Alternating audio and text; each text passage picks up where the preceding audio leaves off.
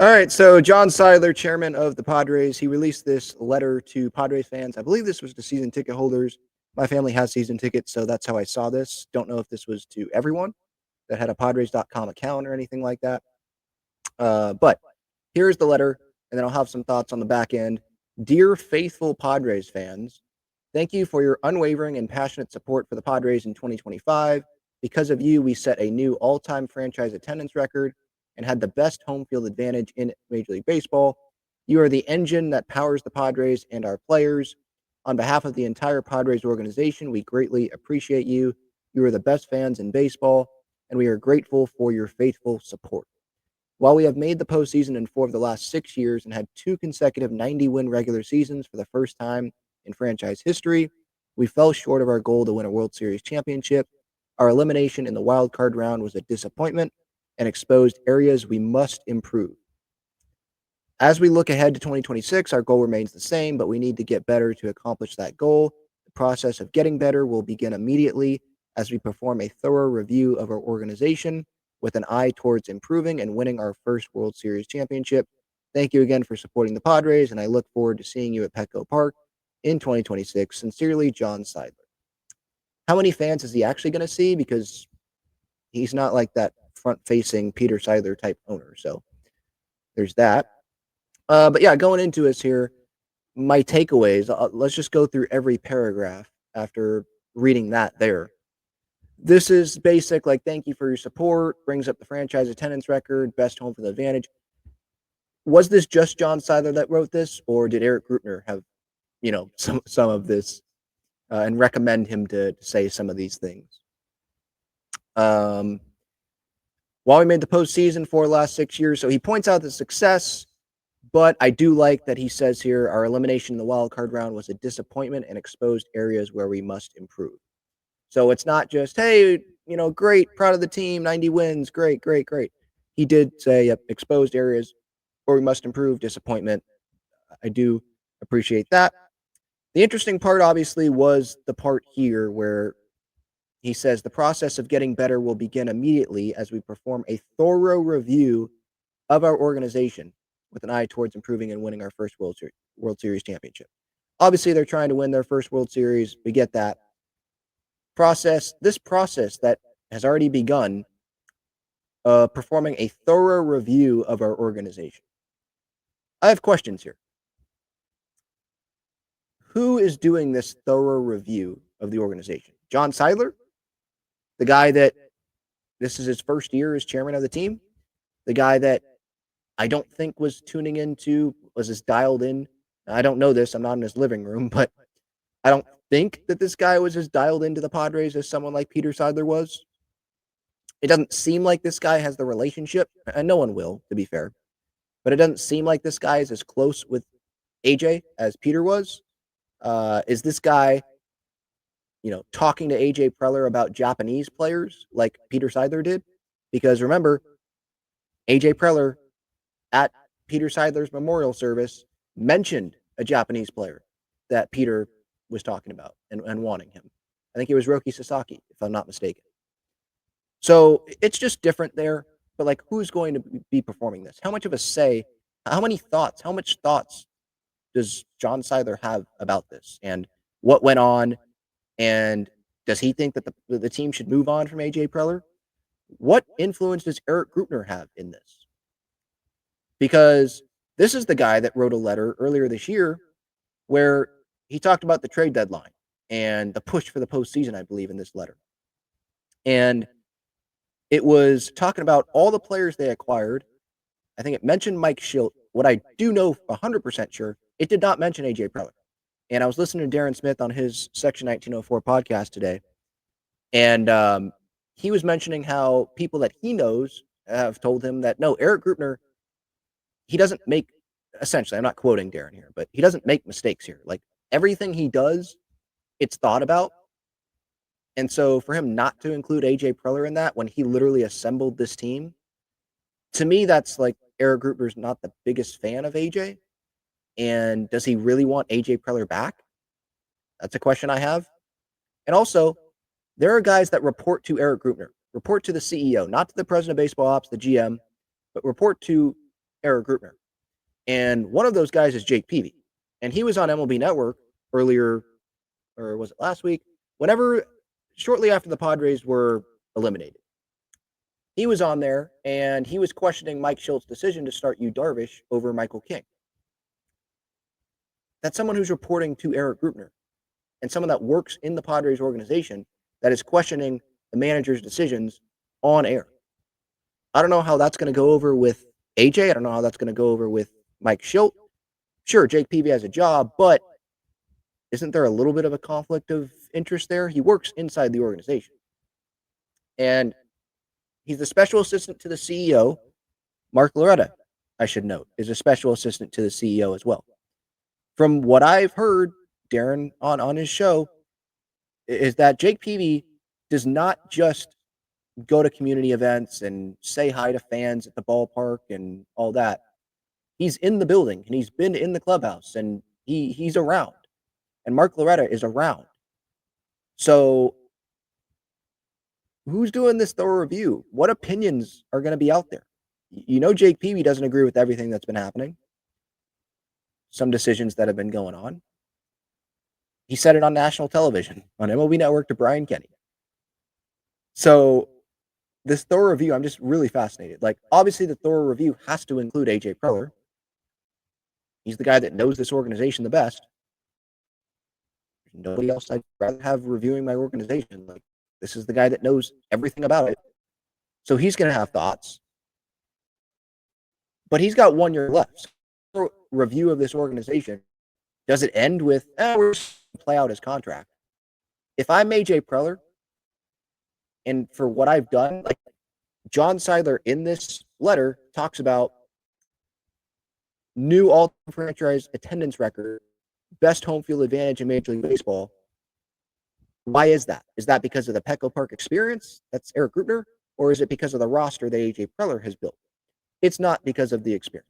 Some people could probably go because they have kids and, it'll be a fun time Sunday afternoon. But most of these fans come to the ballpark. Why? Because of the roster that AJ Preller has built. Because we have a chance to win. And that's because of AJ Preller. And so on him, he's found a way to make it work, still build a contending team. Giving my thoughts on this when the season ended, when I went live, like AJ Preller should stay.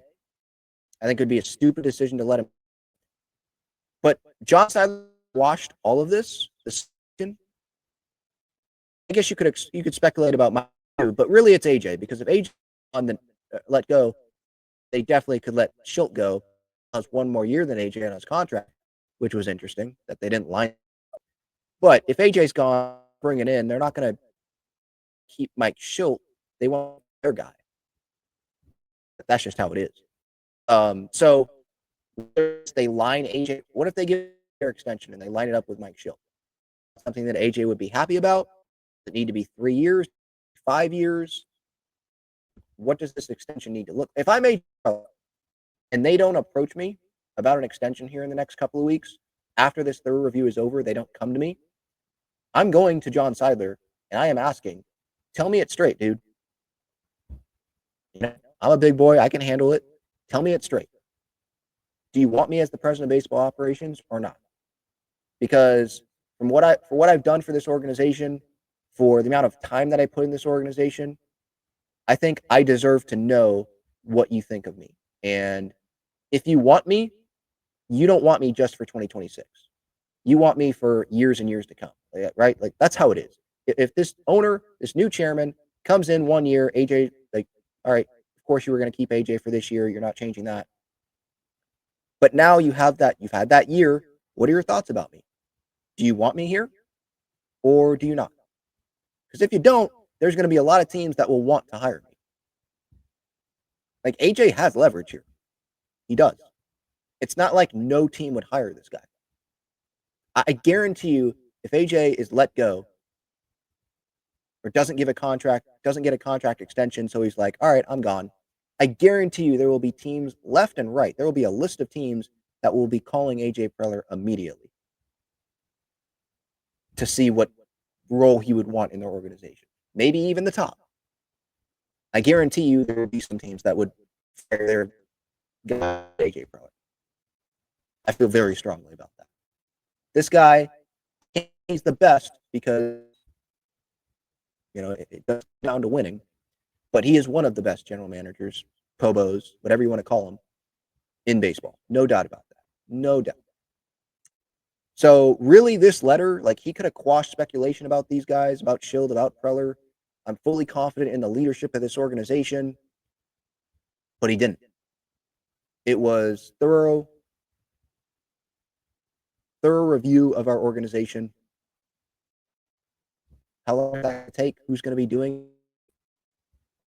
Are going to be in this? Is it going to be Peavy and Mark Loretta in there? Is Eric Grubner not want AJ Preller? Remember, he wrote that he totally could have put AJ in there, and he should have put Preller in there, but he didn't. Yeah, don't put the guy who constructed the roster. Only put the players. Interesting. Very interesting. Hasn't been Tuesday. Not been an end of season conference. Is AJ Preller in Japan? So he's not available. Like what's on here? They're gonna wait for this review. So he's gonna be here.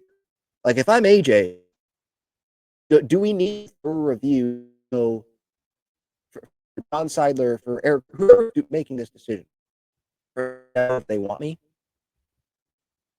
like you would know, but just a fan, so I knows what this view is totally gonna look like and everything. And but it needs to stay. I think it'd be stupid if they let him go. I like Mike Schilt as the manager. I know there's some don't, but you're gonna have fans complaining about every single manager that we have.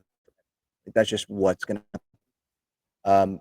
Players respect, and that's really what I care about the most. Like the players like him, and you need to be able to have the players on your side, because when they're not and you lose them, you're not going to have success. You're just not. So seems like the Preller Schilt relationship is good. That's also something that's important. But if I'm AJ, I at least would want to be lined up with Mike Schilt. Like I can't have my manager have a longer contract than me. I would at least be lined up there. He's someone that puts the team first, obviously, but once this thorough review is done, like I think it's very obvious. It's a respect thing, I think. And I think AJ totally is in his right to go up there and ask John Seidler point blank, do you want me or not? Because is it fair to AJ to be playing on what is it, a lame duck 1-year contract? Is that fair to him? Because then if things go south at the beginning of the season, someone is reactionary and they just fire him. Oh, just 1 more year left on his deal. We can just fire him now, whatever. I don't know. Maybe AJ's like, my contract is through this year. I agree to that. So I'm just going to keep doing my job. They'll come to me. And maybe they will. But yeah, I was hoping that there would be like a mention of AJ Preller and confidence in the leadership. But maybe he's not confident in the leadership. Or maybe he's waiting for this thorough review.